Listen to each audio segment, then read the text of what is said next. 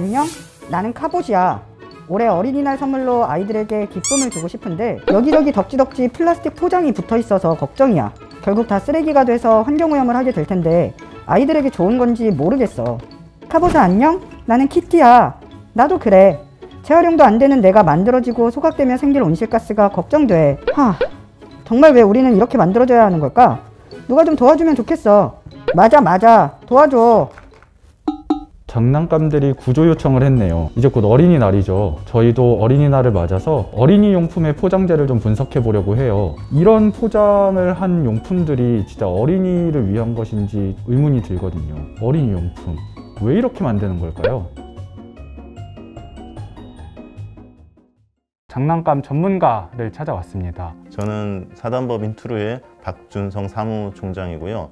사단법인 투루는 전 세계에서 유일하게 장난감만을 재활용하는 비영리 단체입니다. 헬로 카봇 장난감인데요. 요즘 되게 유행하는 장난감이고요. 과할 정도로 포장이 상품보다 되게 많이 차지하고 있네요. 장난감 포장이 차지하는 비중이 더 클 때가 더 많아요. 홍보의 수단인 거죠. 포장지 내에 메시지를 많이 심어넣어서 훨씬 더 자극적인 소비를 일으키게 하는 거죠. 그러니까 실질적으로 아이들이 마트나 아니면 장난감 가게에서 장난감을 고르는 이유 중에 하나가 포장지를 보고 고르는 이유도 굉장히 큽니다. 사실 이런 장난감류를 규제하는 제도가 있긴 있어요. 포장 공간 비율이라는 시행 규칙이 있는데 완구류 같은 경우는 이 전체 포장재에서 빈 부분의 비율이 35%가 넘으면 안 된다는 거예요. 35% 이하여야 된다는 거죠. 얘 같은 경우는 이렇게 이걸 블리스터 포장이라고 하는데 여기가 붙어 있잖아요. 그러니까 이거는 부피가 없다 이거예요. 그래서 이 부분만 포장 부피로 쳐서 얘 같은 경우는 포장 공간 비율이 0%인 제품인 거죠. 다음에는 이 자체가 장난감은 아니고 장난감을 덧댄 형식인데 솔직히 말해서 이것도 과대포장의 하나다라고 생각을 합니다. 재활용이 거의 안 된다라고 보면 돼요. 실제 장난감 재활용 사업을 하면서 이런 부분들이 가장 안타깝긴 하죠. 재활용이 안 되는 플라스틱 재질로 만들어진 게 문제지 장난감은 아이들의 사랑을 받기 위해 태어난 애들이거든요. 그리고 아이들은 장난감이 필요해요. 뽀로로도 이런 식으로 파는데 뽀로로는 이거를 따로 이렇게 만드는 게 아니라 이 병을 페트 재질로 해서 뽀로로 모습으로 만들었더라고요. 분리배출되면서 아이들이 그걸 보고도 이건 뽀로로니까 사줘 이렇게 할 수 있는 거잖아요. 아이들의 미래를 위해서다라고 한다면은 이거는 진짜 재활용이 용이한 제품으로 만들어야 된다라고 생각을 합니다.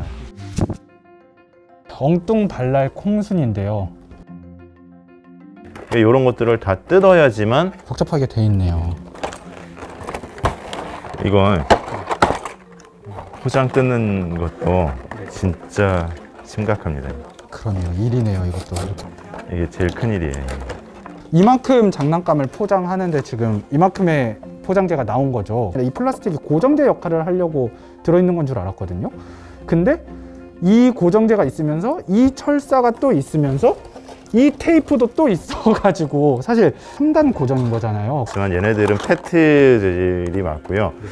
얘는 PP 재질인 것 같아요. 전선을 감싸고 있는 애는 분명히 PVC 재질일 거예요. 그러니까 같은 포장재 내에서도 서로 다른 플라스틱 재질들이 3개가 나왔죠. 3개. 테이프도 다른 재질일 거고요. 그리고 여기서 포장 공간 비율 얘기를 안 할 수가 없는데요. 35% 훨씬 넘을 것 같거든요. 어느 마트를 가든 얘네가 떡하니 팔리고 있는 거죠. 이게 설령 걸린다고 해도 과태료가 한 100만 원 정도 수준이거든요. 그러다 보니까 제도가 있어도 안 쓰이는 것 아닌가 싶기도 하고 관심을 갖고 지켜봐야 되는 영역 아닌가 하는 생각이 좀 듭니다.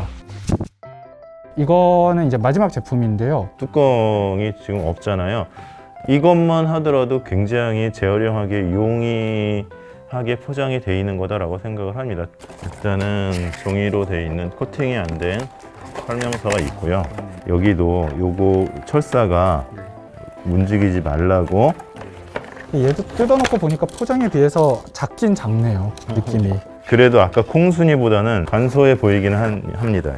그러니까 수입 제품이잖아요. 그러니까 수입해오기 때문에 뭐 앞에 포장재 실드가 있어야 된다. 이렇게 포장하면 먼지가 쌓여있기 때문에 소비자들이 싫어해서 이거를 덮어야 된다. 이런 식의 어떤 조바심들이 제조업체에 있는 것 같은데 실제로 이렇게 만드는 곳도 있고 이런 거를 택할 소비자도 있다는 거죠. 장난감은 아이들한테 꿈과 희망을 주는 친구들인데 과대 포장해서 팔려고만 하는 이런 행태가 지속되는 한 얘네들은 친구가 아니라 아이들이 앞으로 살아가야 될 이 땅을 해야 하는 적이 될 수 있는 거죠. 되게 너무 아이러니한 일인 거죠. 이게 환경 문제를 실질적으로 고민하는 회사는 몇 안 되는 걸로 알고 있습니다. 장난감 업계도 그리고 정부도 이것들을 만들어내기 위해서 방법이나 방향을 제시하는 거죠. 조금 더 미래지향적인 포장 기술이 있을까? 그리고 아이들과 새로운 가치를 이야기할 수 있는 어떤 재질이 있을까?